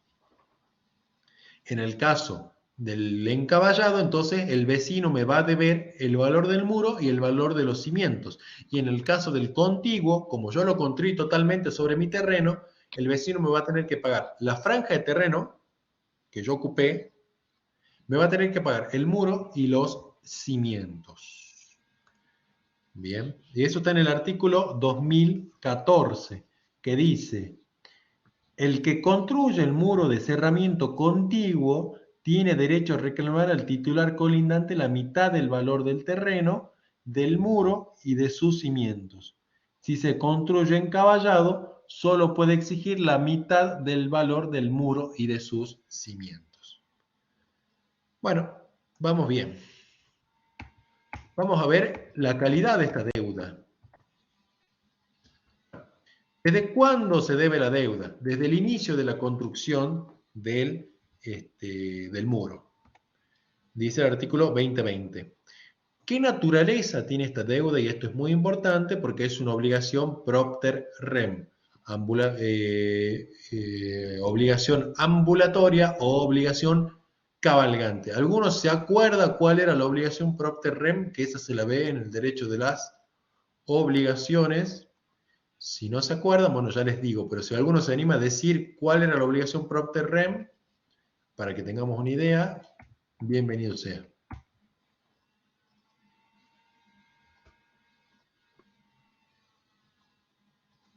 A ver.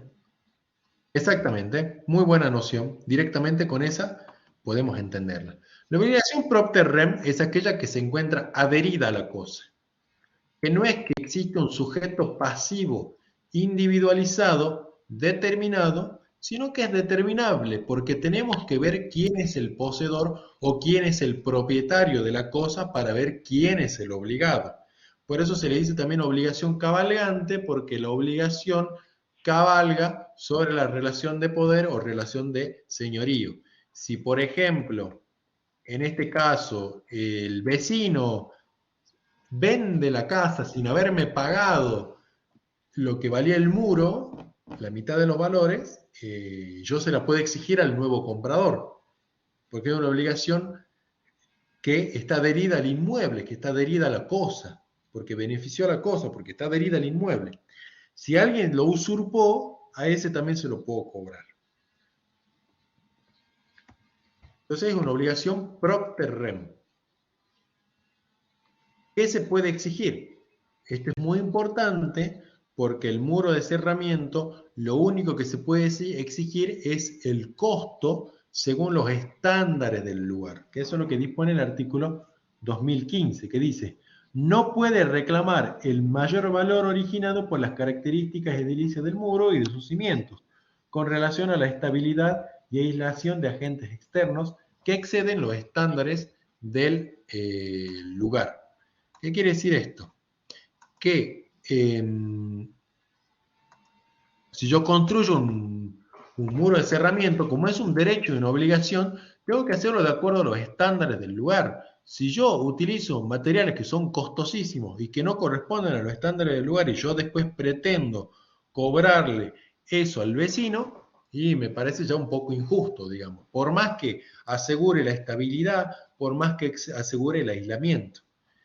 Se puede cobrar solamente, el vecino va a quedar obligado solo a pagarme la construcción de un muro, porque si no se puede dar situaciones abusivas en el cual yo sé que el vecino no lo puede pagar todavía, o yo pretender un crédito, digamos, ilícito por medio de eso, porque tengo la solvencia suficiente para construir un buen muro y después pretendo de que el vecino me pague la mitad de ese muro y bueno, se pueden dar situaciones de abuso de esa manera. Entonces la idea es evitar esas situaciones y lo único que se puede exigir es el muro construido de acuerdo a los estándares del lugar. Medida de la obligación, toda la longitud. Obviamente que no puedo ir pagando parcialmente el muro, tengo que pagarlo en su totalidad. Abdicación. Esto de la abdicación del muro también tiene mucho que ver con el hecho de que se trate de una obligación. ¿Por qué? Porque puede suceder de que, por ejemplo, mi vecino construye el muro, pero el momento que él me quiere cobrar, yo no tengo la plata para pagarle. O no podemos llegar a un acuerdo para que yo lo pague en cuotas. Entonces, el código o la ley me permite esto de lo que se llama la abdicación del muro de medianería, que es renunciar a mi derecho al muro, básicamente. Abdico, no lo veo, y de esa manera me libero de la obligación de pagar. Pero existen condiciones, obviamente, no es que esto es así nomás. Artículo 28 dice, el condominio requerido para el pago de créditos originados por la construcción, conservación o reconstrucción de un muro puede liberarse mediante la abdicación de su derecho de medianería, aún en los lugares donde el cerramiento es forzoso, a menos que el muro forme parte de una construcción que le pertenece o la deuda se haya originado en un hecho propio. Bueno, básicamente lo que dice el artículo es que yo puedo abdicar del derecho al muro, siempre y cuando yo no lo haya utilizado, ¿no? Obviamente. Si alguien me construyó el muro, por ejemplo, vamos al caso este. Vamos al caso del derecho. El de la derecha, perdón. Yo tengo la pared próxima, pero supongamos que en realidad esta construcción la tengo sobre el muro y yo pretendo abdicar del derecho del muro y bueno, ahí no lo puedo utilizar al derecho de abdicación porque yo me estoy sirviendo del muro, ¿se entiende? En cambio, en este caso, tranquilamente podría, o en este caso también el de la izquierda, podría solicitar la abdicación del muro siempre y cuando yo no lo utilice, ¿no? Y ese caso de abdicación lo que hace es que yo pierdo el derecho sobre el muro se convierte en un muro privativo, deja de ser medianero, deja de estar en condominio y obviamente no lo puedo utilizar. No lo puedo utilizar y a su vez, como dije, también pierdo el condominio y pierdo, por otra parte, la porción de terreno sobre la cual está sentado. ¿Se entiende? Sí, profe. ¿Se entiende? Sí. Como les dije, es un tema medio, medio, digamos. Pero bueno, para asesorar está bueno, digamos. A ver, sigamos. Ya vimos esto. El programa no nos pide lo que es el muro de elevación y el muro enterrado, y ahí pongo entre paréntesis que esa es otra historia. De ahí le pongo desde cuándo se debe la deuda, el artículo, el valor del pago, los artículos 2016-2017 y la fecha de inicio de prescripción, artículo 2020. Y por último, bueno, aplicable a todos los muros y al tema del crédito la prescripción de la deuda es a los 5 años porque no tiene un plazo específicamente previsto. ¿Saben lo que es la prescripción, no? Que la prescripción es el instituto por medio del cual se adquieren o pierden derechos por el transcurso del tiempo. En este caso sería la prescripción liberatoria, es decir, aquella que extingue la obligación por la inacción del acreedor sobre el deudor por el plazo establecido por ley, que extingue la acción. Bien, sin perjuicio de que se convierta en una obligación natural o una obligación moral, como dice el Código Civil y Comercial.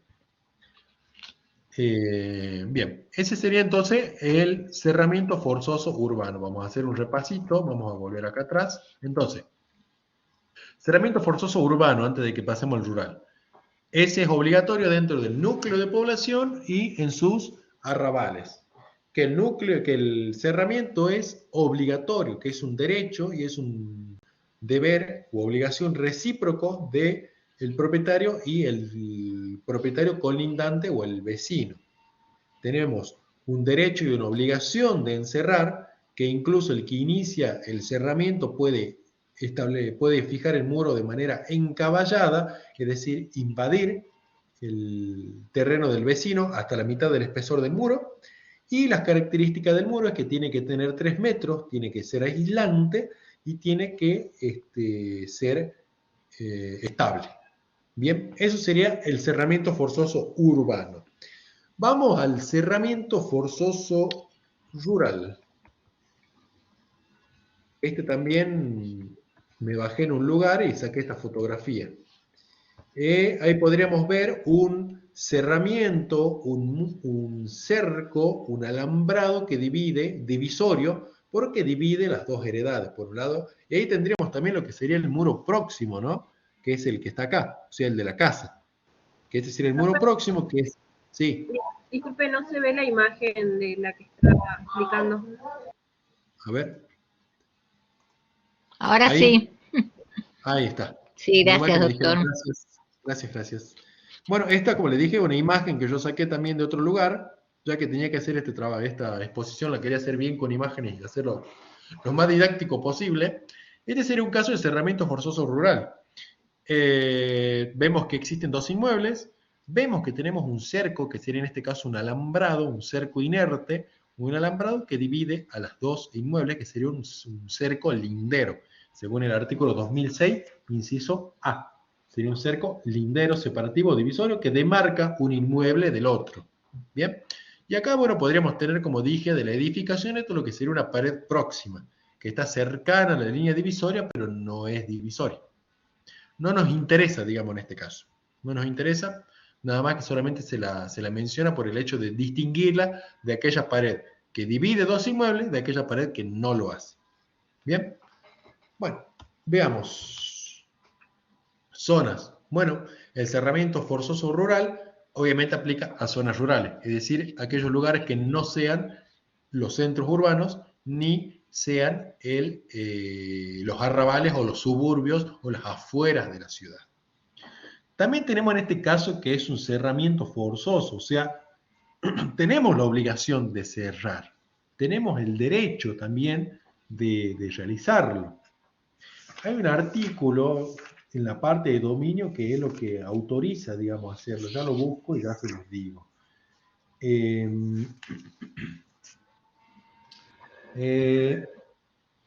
Dice, el artículo 1944, que es el de la facultad de exclusión, dice, el dueño puede excluir a extraños del uso, goce y disposición de la cosa, remover por propia autoridad los objetos puestos en ella y encerrar sus inmuebles con muros, cercos o fosos sujetados a las normas locales. ¿Bien? Entonces constituye una facultad, un derecho, pero que en este caso, tanto en el cerramiento forzoso urbano como rural, se convierte también en un deber, en algo forzoso que la ley obliga a hacer a las partes o a los particulares. Cerramiento forzoso urbano, dice el artículo 2031. El titular de un derecho real sobre cosa total o parcialmente propia de un inmueble ubicado fuera de un núcleo de población o de sus aledaños, tiene el derecho de levantar o excavar un cerramiento, aunque, y acá está la diferencia con el cerramiento forzoso urbano, aunque no sea un muro en los términos del cerramiento forzoso. ¿Bien? O sea, es un poco confuso que yo haya puesto en realidad acá cerramiento forzoso artículo 2031, pero igualmente el 2031 y dice cerramiento forzoso rural.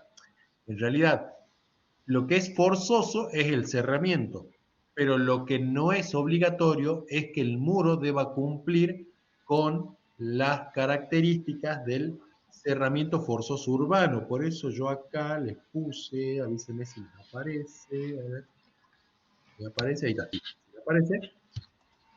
En la parte derecha, en la parte final, vean, de cerramiento urbano y cerramiento rural, el último punto, en el urbano pongo características del muro, artículo 2008, que dice que tiene que ser estable, aislante y altura no menor a 3 metros.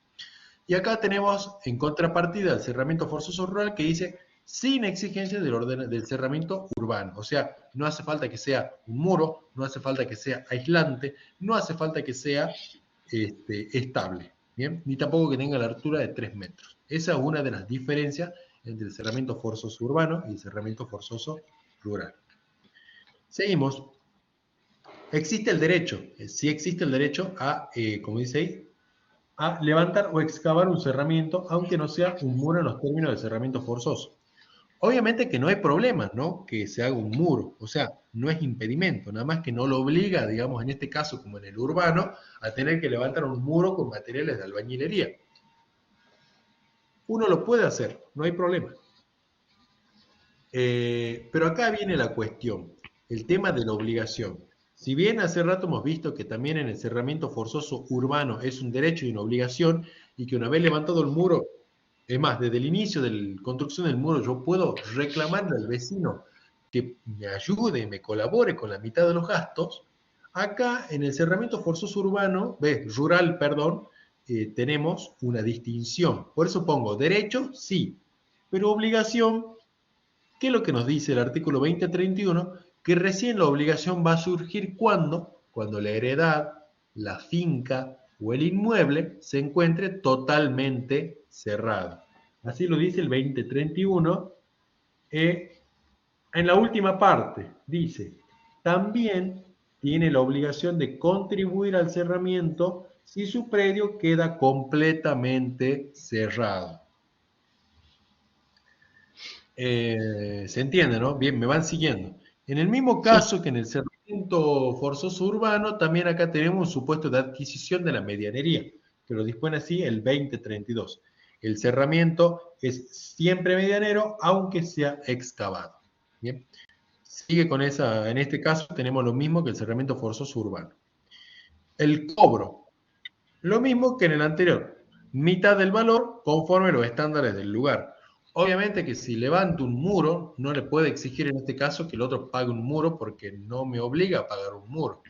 Tiene que ser de acuerdo a los cerramientos o los valores de los estándares del lugar. Que puede ser, como vimos, un alambrado, un cerco vivo, un cerco inerte como un alambrado, etc. Bien. Y por último, bueno, tenemos, pero ya son las 22:15 casi. Por último, bueno, tendremos el condominio sobre árboles y arbustos. Pero bueno, yo les dejo si quieren ahí los artículos y la filmina todo caso, si ustedes lo pueden consultar, no es muy difícil, pero lo único que hace es regular específicamente qué ocurre cuando hay árboles y arbustos y qué ocurre cuando esos árboles y arbustos resultan un perjuicio para alguna de las partes y cómo se los puede también reemplazar. Pero bueno, volviendo a ir repasando acá con el cerramiento forzoso, tenemos que, acuérdense, el urbano y el rural son forzosos, son obligación encerrarse. Uno rige para los núcleos de población y sus arrabales y el otro para zonas rurales. En un caso el cerramiento es obligatorio, en el otro también. Tenemos un derecho y una obligación de encerrar, en tanto que en el rural tenemos un derecho, sí, de cerrar, pero la obligación es diferente porque recién voy a poder obligarlo a mi colindante cuando su inmueble, su finca o su heredad quede completamente encerrada. Y la característica del muro de cerramiento urbano es estable, aislante y altura no menor a 3 metros, y el rural no tiene esas exigencias. Por ende, en síntesis, lo que vimos hoy, resumiendo todo lo que vimos, que espero lo hayan entendido, y agradezco que se hayan quedado hasta ahora todavía escuchándome, los condominios con indivisión forzosa, es decir, estos condominios que no se pueden dividir, que tenemos un condominio con indivisión forzosa convencional en que las partes se ponen de acuerdo para no dividir, tenemos un condominio con indivisión forzosa judicial, que es cuando el juez dice que no, que en este caso tenemos un supuesto de condominio que la división puede resultar perjudicial y que por lo tanto la pospone, y en estos casos son temporarios, porque tenemos una fecha de caducidad para esa indivisión forzosa, en tanto que después tenemos los condominios con indivisión forzosa legal, que son los condominios sobre accesorio indispensable, y el condominio sobre muros, cercos y fosos, urbanos y rurales. Así que bueno, espero que hayan entendido. Yo, bueno, traté de ser lo más Perdón, claro posible. doctor, Sí. ¿Cómo sabemos qué es el horario del lunes para las personas que trabajamos todo el día? ¿Podemos elegir Están el ahí horario? publicados. Ahí lo dijeron, pero están publicados. La verdad es que yo no los vi. No lo he Dice visto, 20 digamos. horas. Es para todos iguales entonces. No, tiene 2 horarios. Tiene 2 horarios. He leído por ahí que tiene 2 horarios. Pero igualmente, si no, consultalo y de ahí te respondemos en la plataforma. Pues yo por Muy ahí bien. no la miro mucho, voy directamente a ver el tema de las preguntas, pues yo veo que por ahí consultan temas de la materia y yo directamente voy y contesto eso, ¿no? Así que, Bueno, doctor, ha sido un espero, gusto y un placer. bueno, muchas gracias, espero que hayan entendido, No, gracias gracias a por usted. quedarse y bueno, No, la por clase, favor. como ya saben, quedan grabadas y disponen del PowerPoint en la sección de material de estudio.